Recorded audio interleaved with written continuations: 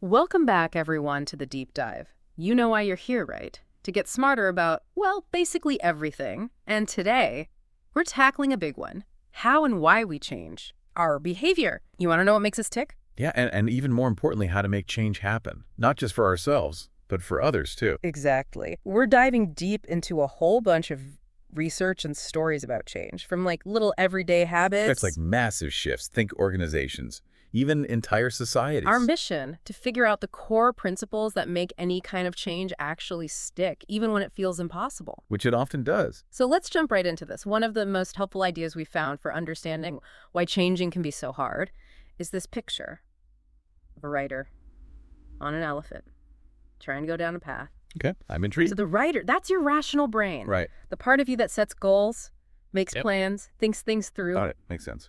And the elephant. The elephant is your emotional side, all those gut feelings, instincts, powerful urges that sometimes, sometimes they have their own agenda. And the path. I'm guessing that's not just any random path. You got it. The path is the environment, all the stuff around us that influences how we act and what choices we make. Okay, I'm starting to see where this is going. So you're saying for change to really happen, you need all three of these things working together. Exactly. If the rider wants to go one way, but that elephant is scared or stubborn and the path is full of obstacles, you're going to get stuck. Yeah, you're not going to get very far, are you? Let's break this down a bit, starting with the rider, our logical brain. You'd think it would be in control, right? Yeah, you'd think so. But it turns out the rider gets tired really easily, especially when faced with tons of decisions. Like there was this study about wedding registries. They found even short bursts of making choices totally drain people's self-control. Seriously. So picking out towels and toasters can wear you out. Apparently, it really highlights how limited our rational resources are. When the rider has too many choices or doesn't have a clear direction, it burns through energy super fast. And that's how you get analysis paralysis. You get so stuck weighing every option, you can't actually take action. Oh, I've been there. Staring at a spreadsheet for hours. Yeah. Totally frozen. It's not always about too many choices, though. Sometimes it's about having too much information, Right. but without any real structure or context. Right, like having a million puzzle pieces. Hmm. But no picture on the box to guide you. Exactly. One of our sources actually gave this great example about popcorn consumption at movie theaters. Imagine you're looking at data on how much popcorn people are eating, but you have no idea what size the buckets were. Okay, I can see where this is going. So someone might look like a total popcorn fiend if they had the jumbo size. Exactly. And you might misjudge someone with a small as being super healthy. But a Cornell study found that people eat way more from bigger containers, often without even realizing it. So the writer, looking at just the numbers, misses a huge piece of the puzzle. Right. It might conclude that some people are just inherently popcorn lovers, when actually it's the environment having a big influence. Exactly. It's a good reminder that what might look like a personal failing might actually be the environment at play. Okay, so that's the writer. Let's move on to the elephant. That powerful emotional side of us. Okay, ready to get emotional. Well, what our sources make really clear is this. Emotions are huge drivers of our behavior, sometimes even bigger than logic. No kidding, I think we've all been there. And sometimes what the elephant wants clashes hard with what the writer thinks is the best thing to do. Oh, yeah. Like when you know you should eat a salad, but all you can think about is that chocolate cake in the fridge. Exactly. Yeah. That's where willpower comes in. It's the writer trying to control the elephant.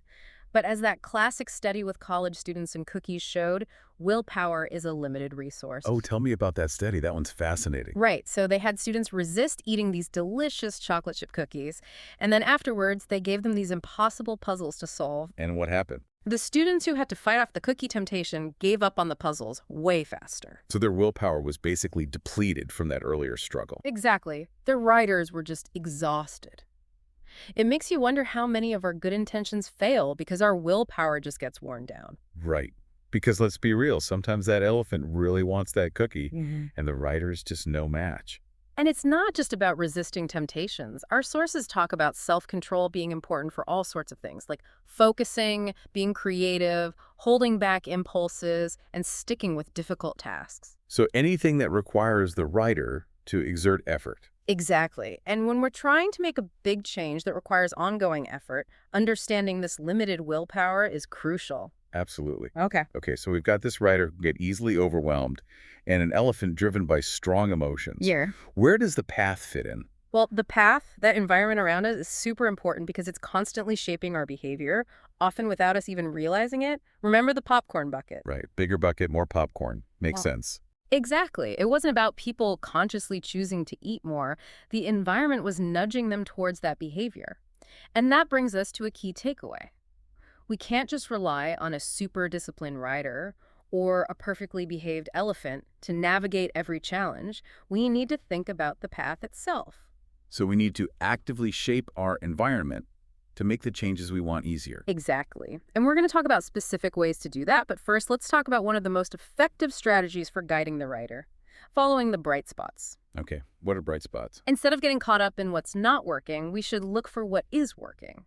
Even in the face of big challenges, there's this amazing story about Jerry Sternin in Vietnam. He was trying to solve malnutrition in poor villages. That's a huge challenge. I can't imagine where you'd even start. Right. But instead of focusing on all the reasons why it was so hard, he looked for families who, despite facing the same hardships, had healthy, well-nourished children.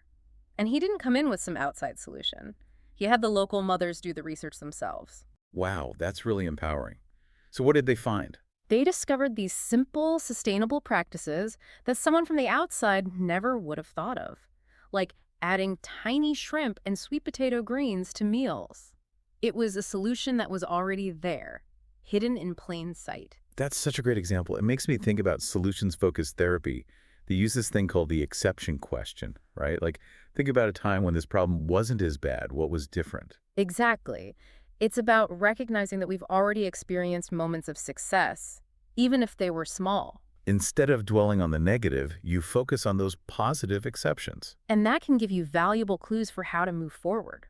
It reminds me of this example in one of our sources about a manager trying to get her team to give more timely feedback. Instead of lecturing them about the importance of feedback, she found a manager, Debbie, who's already doing it really well. Ah, so find someone who's already rocking it. Exactly. And then have others learn from her techniques. Focus on copying the success instead of dwelling on the failures. It makes so much more sense than what the book calls archaeological problem solving. Yeah. Constantly digging into the root causes of problems, which might be interesting, but doesn't always lead to solutions. They gave the example of Bobby, a student with behavioral issues. Instead of trying to analyze his past, the best approach was to find a teacher, Miss Smith, who was successfully managing his behavior, and then share her strategies with other teachers. Find what's working and build on it. Love it. So find the bright spots, copy the successes. What's next? Once you've identified those bright spots, the next step is to script the critical moves. Okay, what does that mean? It means giving clear, specific instructions for behavior instead of just setting broad goals. Think about someone saying, I want to be healthier. That can mean anything, right? Yeah, it's so vague, it doesn't really tell you what to do. Exactly. But when you give people specific instructions, it cuts through the clutter. Like that 1% milk campaign in West Virginia, their message, same saturated fat as 5 strips of bacon. Oh, I remember that one. Pretty effective, right? Yeah. Super effective. Low-fat milk sales went way up because people had a crystal clear reason to choose it. And this isn't just for individuals. Oh, I bet you have a good example. Think about Donald Berwick's campaign to save lives in hospitals. He was all about clear, measurable goals. He famously said, "Some is not a number, soon is not a time." It forced people to get specific about their actions. I love that. It's so straightforward. Right. Another example is Alexander Bering turning around that Brazilian railroad company, ALL. He implemented 4 simple rules focused on generating revenue fast. So instead of investing in new equipment, they repaired old locomotives and used abandoned tracks. So by being super specific, you're basically eliminating any wiggle room for the rider to get lost in all the possibilities. Exactly. And that can be super helpful because ambiguity drains the writer's energy. They even talk about the study where doctors had a harder time choosing medication for an arthritic hip patient when they were given 2 options instead of 1. More choices actually made it harder to decide. That's so interesting. It's like that paradox of choice thing. Too many options can be paralyzing. Okay, so script the critical moves. Keep it clear and specific. What other clinics did they have? Well, one was about getting expense reports submitted on time. And it wasn't about sending out more reminder emails. It was about simplifying the process, like pre-filling forms and even including employee names, and then highlighting the fact that most reports were already being submitted on time, so the late ones really stood out. Ah, so you make the desired behavior the easy default option, and then use social pressure to nudge the stragglers. Exactly. They contrast this with the old U.S. food pyramid, which was vague and confusing. Nobody knew what to do with it.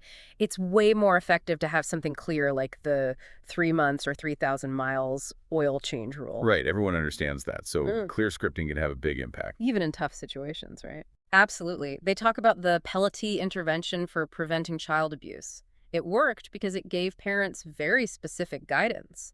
And even at a community level, the economic revitalization of Minor County, South Dakota was driven by very specific proposals from students. So instead of getting stuck in the why can'ts, we should focus on the how did they. Exactly. Yeah. Okay.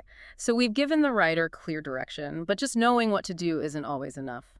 That's where point to the destination comes in. All right, what is that all about? It's about making the change feel worthwhile by clearly explaining the why. One teacher, Crystal Jones, did this with her first graders. She framed their goal as becoming third graders. That's adorable. Yeah. And I bet way more motivating than just telling them to do their homework. Right. It gave them something tangible to strive for. And then there's Nancy Esserman at UCSF. She had this vision for an integrated breast care center where everything was under one roof. So even though she had to start small, that clear destination helped to focus everyone's energy. Exactly. A compelling destination acts like a beacon, pulling us forward. And there are ways to make that destination more appealing, like shrinking the change by focusing on short-term goals. Right, break it down into manageable steps. Don't overwhelm the elephant. Exactly. Or appealing to identity, like companies that stopped providing earnings guidance to be seen as more innovative. So, make the change part of who you are. What about those situations where there's a high risk of backsliding? For that, they recommend black and white goals, clear rules with no wiggle room, like no alcohol ever or gym every day.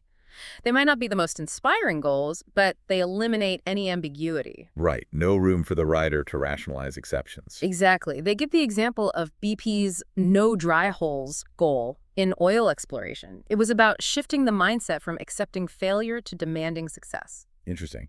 And I remember that story about Shearson Lehman Brothers research team and their 11 or die goal. A bit extreme, but definitely motivating. Okay, so pointing to the destination is about giving the rider a clear target. It's also about helping the elephant feel it. Like Robin Waters at Target. She didn't just present data on color trends. She brought in colorful M&Ms and created eye-catching displays so the merchants could experience the excitement. Ah, so it's not just about explaining it logically. It's about making people feel it emotionally. Exactly.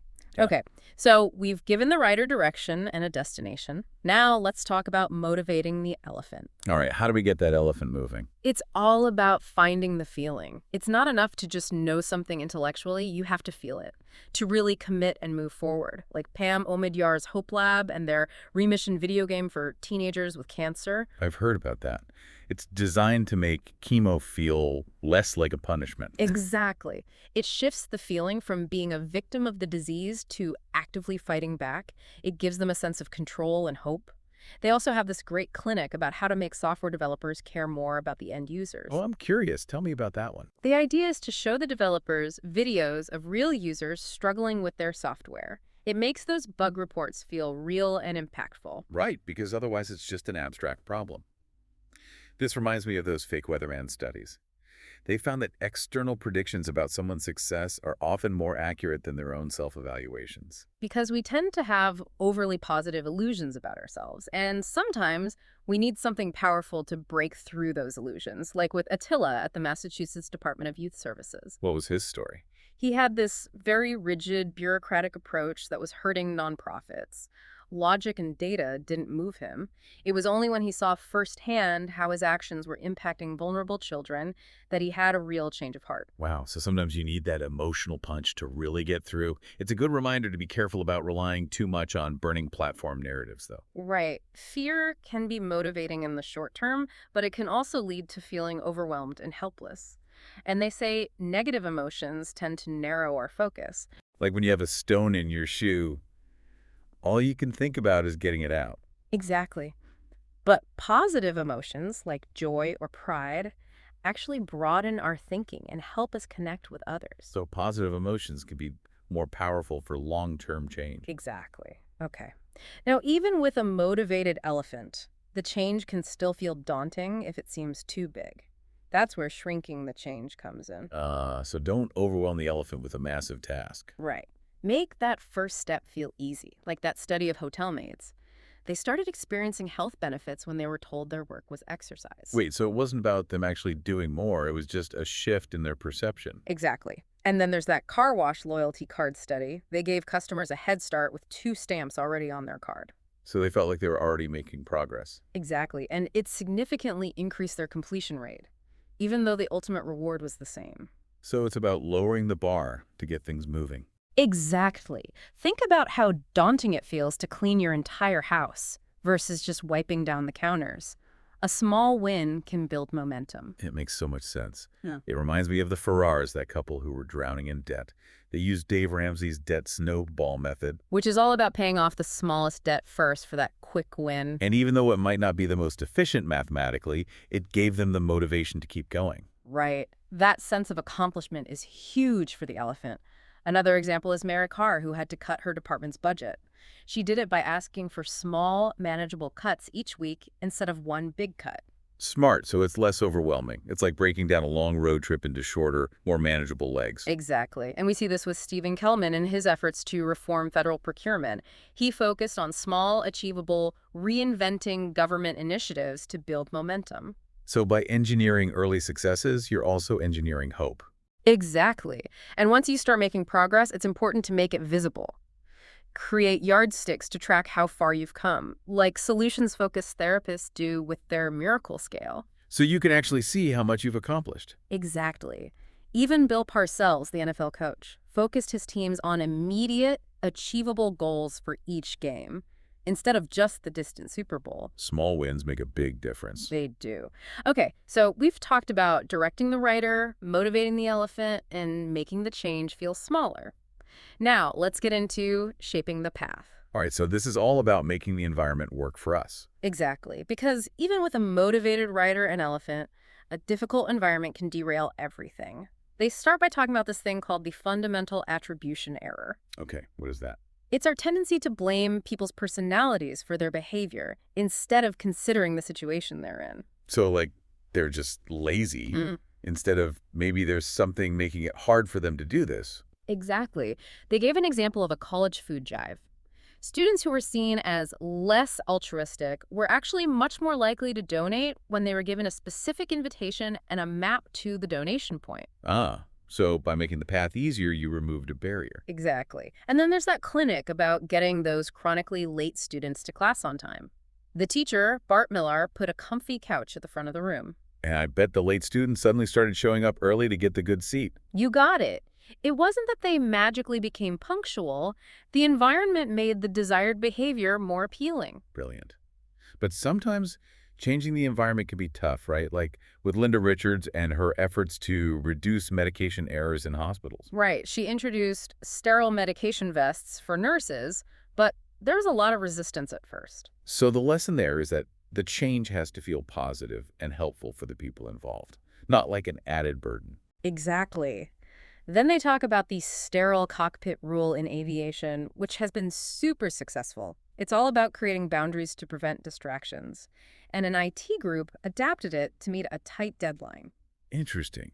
And sometimes the most effective way to shape the path is to make the undesirable behavior impossible, like machinery that requires 2 buttons to be pressed at the same time. Right, physically preventing accidents.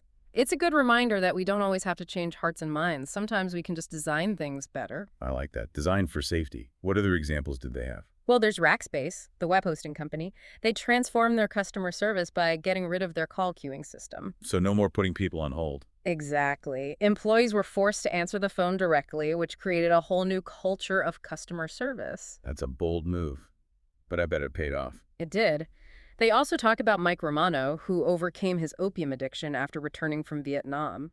In Vietnam, drug use was everywhere, but back in Milwaukee, that environmental influence was gone. So a change in environment helped him break a deeply ingrained habit. Exactly. Now, another really important way to shape the path is to build habits. Because habits make things automatic. Exactly. They put positive behaviors on autopilot, freeing up the writer's energy. They talk about action triggers, which are basically pre-deciding when and where you'll do something specific, like that study on college students submitting their Christmas Eve papers. Oh, tell me about that one.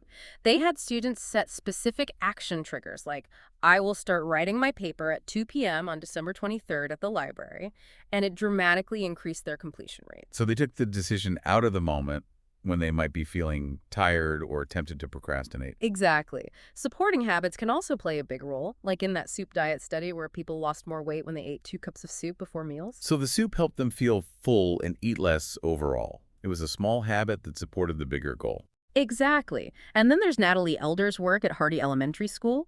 She established consistent morning routines to create a more stable learning environment for the kids. So structure and predictability helped create good habits. Exactly. And we can't forget about checklists. Dr. Pronovo's simple checklist for preventing central line infections in hospitals saved so many lives.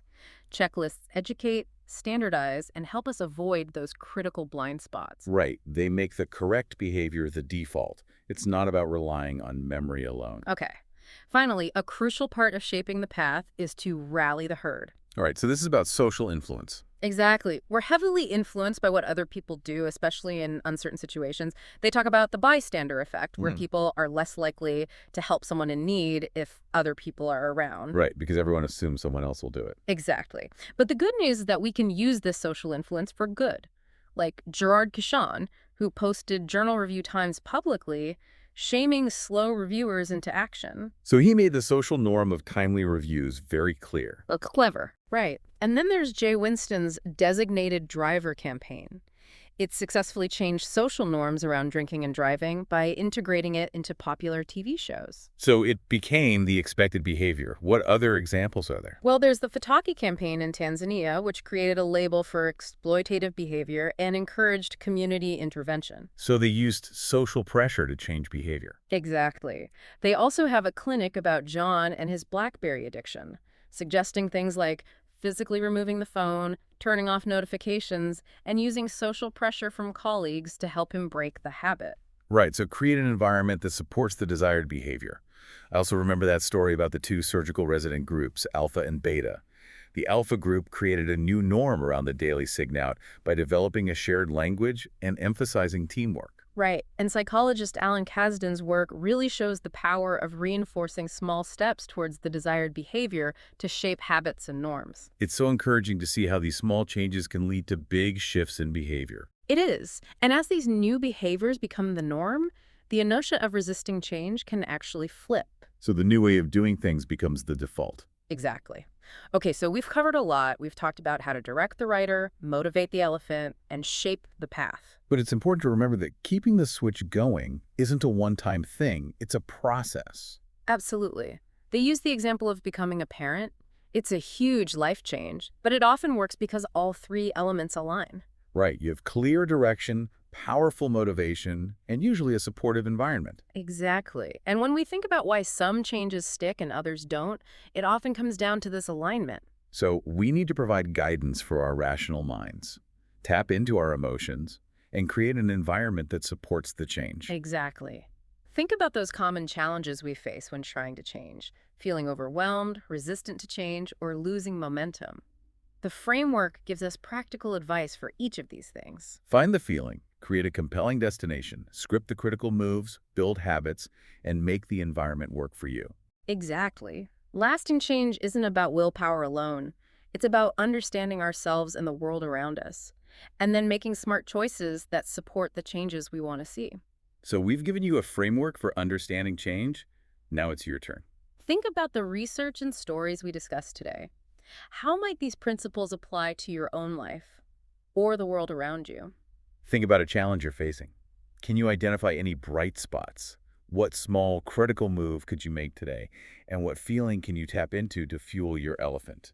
If you want to explore these ideas further, we highly recommend the book Switch by Chip and Dan Heath. It was a huge inspiration for our conversation today. Thanks for joining us for this deep dive. Until next time. See you then.